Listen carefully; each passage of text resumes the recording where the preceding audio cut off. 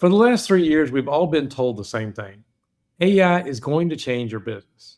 And it has, kind of. But you got one automation that worked great, maybe two, and then everything else still depends on you. So the question is, why hasn't it actually connected yet?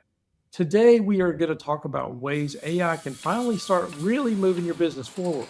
This is the Contractor Success Forum. I'm Wade Carpenter with Carpenter Company CPAs, alongside Stephen Brown with McDaniel Whitley Bonding and Insurance. And Stephen, AI has changed the game in many ways. It hasn't really taken that leap they promised in business for the last 3 years, but it's starting to. What do you think? Yeah, it just seems to be moving so fast that normal folks that aren't techie are just having a hard time grasping what it can do. They know they should be using it, but they don't know how they should be using it. Yeah. I think it was Rob that got me into OpenAI subscription 2 years ago. And when I need it, I really need it. It's fantastic. Yeah, there's been a lot of developments in 2026. Early 2026 kicked off with things like OpenClaw, a lot of whole movement of trying to do AI agents, and some of the latest models are really amazing. Things they had always predicted was like, okay, there's not going to be software in 3 years. It's like, okay, well, I don't know about that. But it really is true. And I'll talk about some of the stuff we've been doing, allowing us to actually be a lot more efficient. There's still some leaps that have to happen, but it's really moving my business forward. And I thought our contractors might want to hear some of that. I think it's great. Let me ask you a question, Wade, before we start. If you subscribe to an AI service, isn't it better to subscribe than use an open AI for business applications? That's the prevailing, paranoia I hear. Well, if you're talking about infrastructure and putting personal information in, yes. I mean, you have to watch which plans you're on and those kind of things. The security has gotten a lot better. And when you said open AI, I assume you're meaning like API. Some of the plans still are not. The security's not there where like I would use it in my business. But if you're responsible about it and you know things like using it through an API, it is actually a lot more secure than you would think. But you do have to, especially in my industry, probably your industry too, we have personally identifiable information that we've got to safeguard. That's not the angle I was going at today. I was wanting to talk more about the infrastructure of business, some of the stuff that I think we're going to be seeing in a few years. What do you think? Okay. So anyway, in my business, I know we've had some people try to get started or trying to figure out, my overhead's too high. Once we actually do the profit first analysis and they figure out how much that overhead's actually costing them. And one of the exercises I always do with that is get out your credit card statement or your bank statement. If you got a bunch of ACHs, all these subscriptions that are going through your bank account or your credit card, $20 here, $30 there. We think about all these things, your accounting software, your CRM that you're paying for every month. Maybe you got a scheduling program like Calendly or something like that. You got Zoom subscriptions. You got something that does proposals, email marketing. I'm just throwing stuff out here.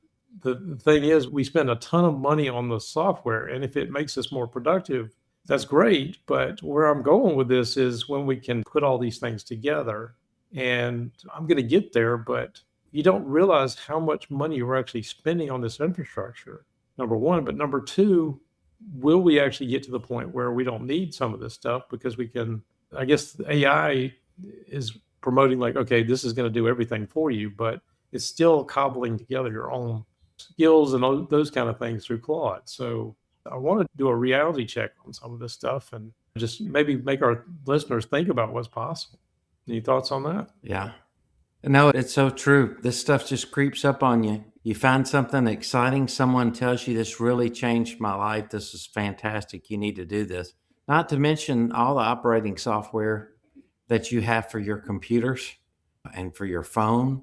And then talk about television subscriptions, talk about all the monthly fees you have. Almost gets too much. Yeah, let me give you some practical examples.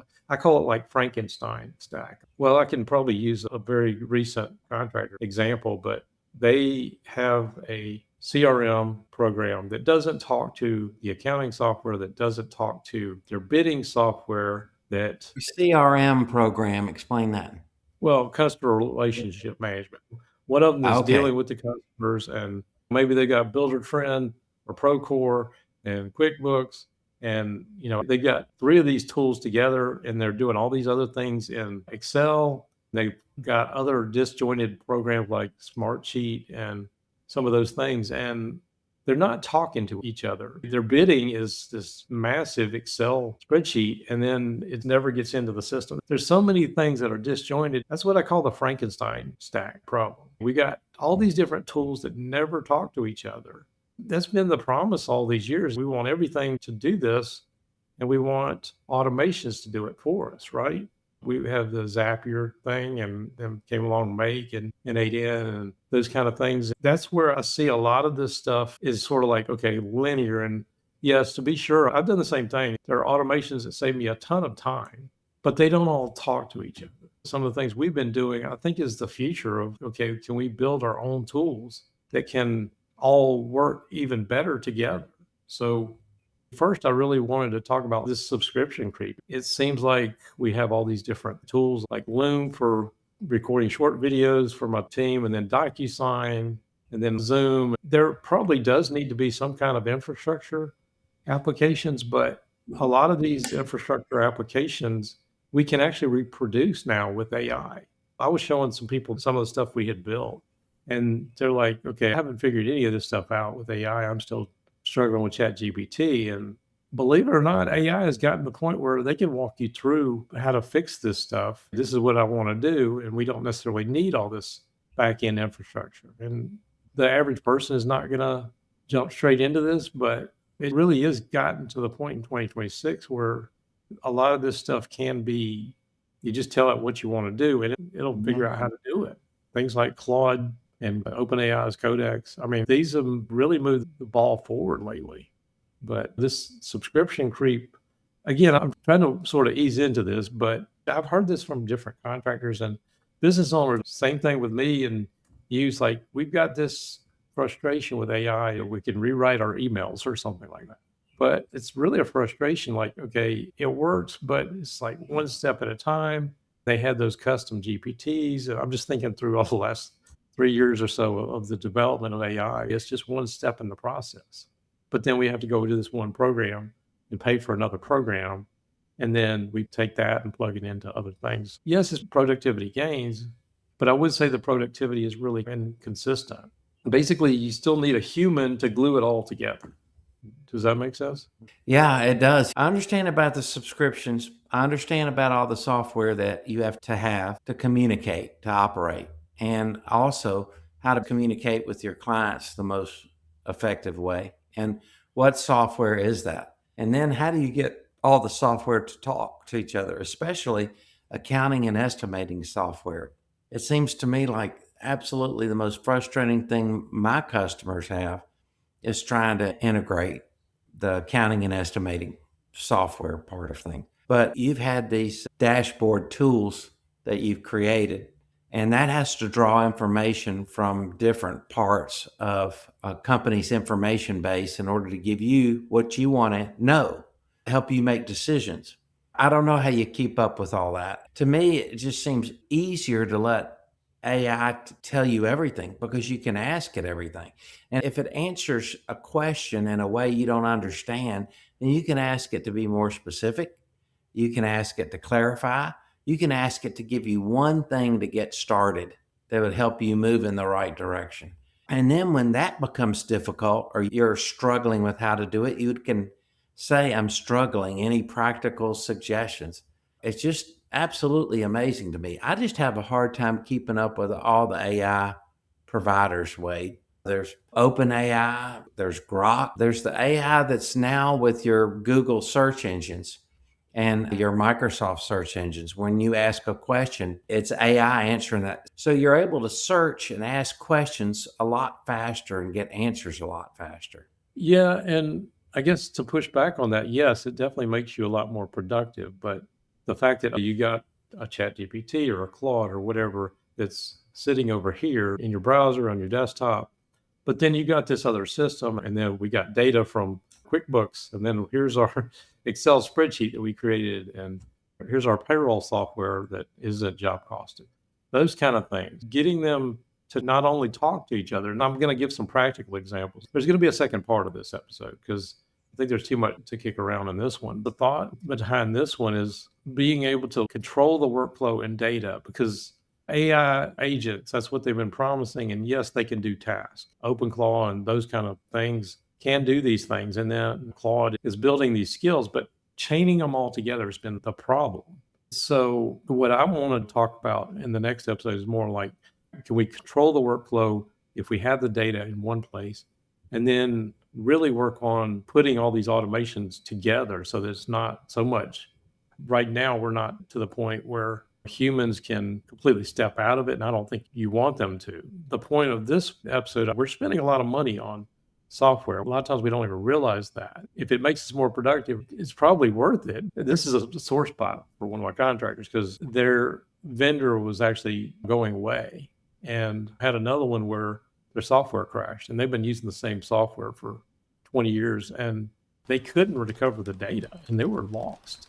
It was a mindset shift for me. If you don't control your data, if that AI provider goes away tomorrow and you don't have control of your data, that's where you could be hurt really quickly. I mean, I don't want to play doom and gloom. OpenAI has been running at a loss for years. I think they're coming back a little bit against Claude. They've been running at a loss. And at some point, they've got to figure out how to monetize some of this stuff. Just a hypothetical, what if OpenAI stopped working tomorrow? What happens? I'm not saying that's going to happen, but whatever your vendor is, I mean, what if they went bankrupt and you were relying on that data? Where I'm going with this is, number one, instead of renting the software that you don't own, can you have your own software? That's where I've started building from this thought. Just a little preview for the next episode. I've canceled about $25,000 worth of subscriptions. So that's a big, and I'm adding on to it and making the team a lot more productive by building onto this stuff. I guess the idea is, how can we shift our mindset? And I know I might be a little ahead of the curve on some of this stuff. No, I can't wait to hear more about what you've done there, because that's where everybody wants to be, right? They want to control their data. They want to control their estimating. They want to control their personnel. They want to control how they communicate with clients. And they don't want to be dependent on someone else. I can't tell you how many contractors I know that have spent $30,000 on a miracle software that's going to do all these things for you and be so productive it'll pay for itself 100 times over, but it never got started because it was just too hard. It was too difficult to use. When I think about all the data that you and I have control over in our businesses, we've got to be the leaders in helping people do this. I love the fact that you're doing this, Wade. Well, number one, there's people all over YouTube saying, okay, we can have a one person AI business. And, it's like, we don't need employees. I think we're a long way, but construction is even longer way off from that. Obviously, you still got to have some manual. And I don't know that it will ever get there. But the idea is, does your infrastructure have to be relying on somebody else, as well as can we get some productivity? And this is where I want to focus somewhat on not just saving money on subscriptions, but the productivity gains. And I'll just tell you right now that some of the stuff we're seeing by building this stuff out, by specializing in construction, we built tools that nobody else has. That's why I always throw that out there. We can be your construction back office 30 to 50% cheaper than hiring somebody in-house.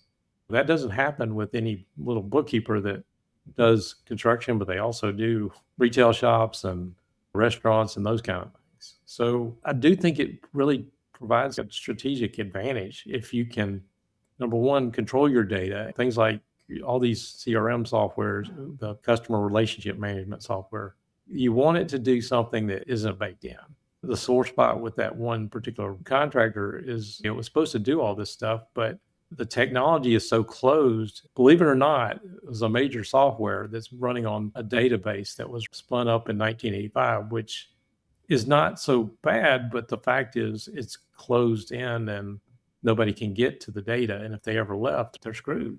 Yeah, I get it. Well, let me ask you this, going back to CRM, customer relationship management issues. There's nothing that makes you lose a customer faster than when you just piss them off, make them mad, don't respond, are not consistent. My HVAC folks are humongous. And the right hand doesn't know what the left hand's doing as far as scheduling, auto call, setting up appointments. I mean, it just drives you crazy and it won't stop. You can complain about it, but it's almost like they're too big to stop it. And then you take like engaging electrical contractor to come to your house to do some work. They have different people. They have someone that comes out to give you an estimate and look things over. Then they send their crew out to do the work. And then you pay. Then that crew leaves, and then you're asked to rate the crew based on your overall experience with that particular company. Well, recently I did that with the electrical contractor because everything from how I contacted them to how they responded to how fast they met my needs, my perception of their ability to be good electricians, and also closing everything out, paying them. There were still some things they needed to do to be great that they missed out on. But is that kind of what you're talking about too? Well, that's precisely where I'm going in the second episode, because my workflow is not the same as a contractor. In a contractor's world, yes, we've got to take care of our customer, but it's also how can we make sure our projects are managed faster and better? And how do we get our estimates out the door faster, cheaper, those kind of things? All the systems working together and sharing data is one of the biggest mindset shifts I think people are going to start seeing in the next few years. My point is that's where I've sort of tried to get ahead of this curve, but those that realize that in business and the fact that AI can actually start helping you build this infrastructure and put them all together, that's the game changer in my mind. Okay. So if you're still with us, we appreciate it. Next episode, we are going to talk about what this actually looks like when we put all this in practice and hopefully get you some ideas of things that maybe are really going to be able to move your business forward, because I think it really is there. We appreciate you being with us. We hope you found this episode helpful. And if so, if you would like, share, subscribe, and share it with another contractor. And we will see you on the next show.